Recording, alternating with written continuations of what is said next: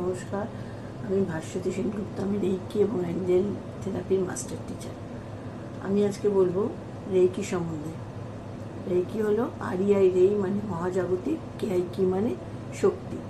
Reiki হলো মহাজাগতিক প্রাণশক্তি বা মহাজাগতিক শক্তি, যেটা আমরা সূর্যের যে পজিটিভ ভাইব্রেশন আছে তার থেকে পজিটিভ জিনিসগুলোকে বিশেষ পদ্ধতিতে কোনো একজন মাস্টার টিচারের মাধ্যমে হাতে নিয়ে সেই যে এনার্জিটা, সব কিছুই তো এনার্জি, সেই এনার্জিটা আমরা হাতে নিয়ে সেই হাত যেখানে যেখানে লাগাই, যখন আমাদের মাথা ব্যথা হয় মাথায়, যখন চোখ ব্যথা হয় চোখে, যেখানে লাগাই সেই জায়গাগুলো আস্তে আস্তে সুস্থ হয়ে ওঠে।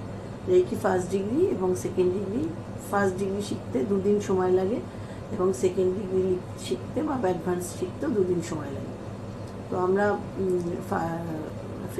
ফার্স্ট ডিগ্রিতে যখন কিছু মানে আমরা শেখানো হয় আমাদের যে আমরা কিভাবে নিজেকে সুস্থ করব, মানে নিজের শক্তিকে বাড়ানোর জন্য আমরা কি করতে পারি, নিজের শক্তিকে আত্মবলে বলীয়ান হয়ে আমরা যে কাজগুলো করি সেরকমই আমরা নিজের মানে আধ্যাত্মিক শক্তির বলে মানুষকে সুস্থ করতে পারি। যেরকম আগেকার দিনে সাই বাবা ছিলেন, তারপরে লোকনাথ বাবা ছিলেন, বা স্বয়ং প্রভু যিশু ছিলেন, তারা ছুঁয়ে ছুঁয়ে মানুষকে, বা মা খ্যাপা ছিলেন, ছুঁয়ে ছুঁয়ে মানুষকে সুস্থ করতে পারতেন।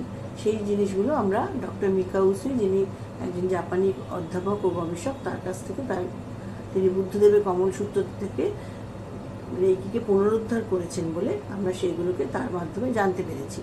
এবং ফার্স্ট ডিগ্রি রেইকি শিখতে 2 দিন সময় লাগে, এবং যখন আপনি ফার্স্ট ডিগ্রি রেইকির অ্যাটিউনমেন্ট পাচ্ছেন তার আগে অবধি জানেন না যে কি সাংঘাতিক জিনিস আপনার হাতে। তাই না, আপনি যখন যে কোনো কাজ করতে যাবেন, সেটা যদি আপনার কাছাকাছি, এমনও হয় যে আপনার কাছাকাছি যদি ভালো নয় এরকম মানুষ আসে, তাহলেও আপনার শরীরের মধ্যে একটা অস্বস্তি লাগবে। বা আপনি যদি ফুল বেলপাতা দিয়ে পুজো দিতে যান, তখনও আপনার হাতের মধ্যে চিরবির করবে, রেইকি নেওয়ার আগের দিন অবধি যেটা আপনার মধ্যে ছিল না।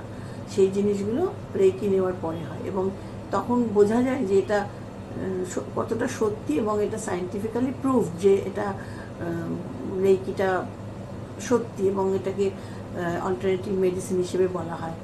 তো আমরা যখন সেকেন্ড ডিগ্রি, ফার্স্ট ডিগ্রি নিয়ে আপনার নিজের বাড়ির লোককে এবং হাজব্যান্ড ওয়াইফ বাচ্চা কাচ্চাদের 21 দিন পর থেকে আমরা সুস্থ করতে পারি, ঠিক সেরকমই সেকেন্ড ডিগ্রি নিলে পরে আমরা শুধু নিজের লোক বলে নয়, আমাদের দেশের বাইরেও যদি কেউ থাকে বা যত দূরেই থাকুক না কেন, আমরা তাদের ঠিক সুস্থ করতে পারি।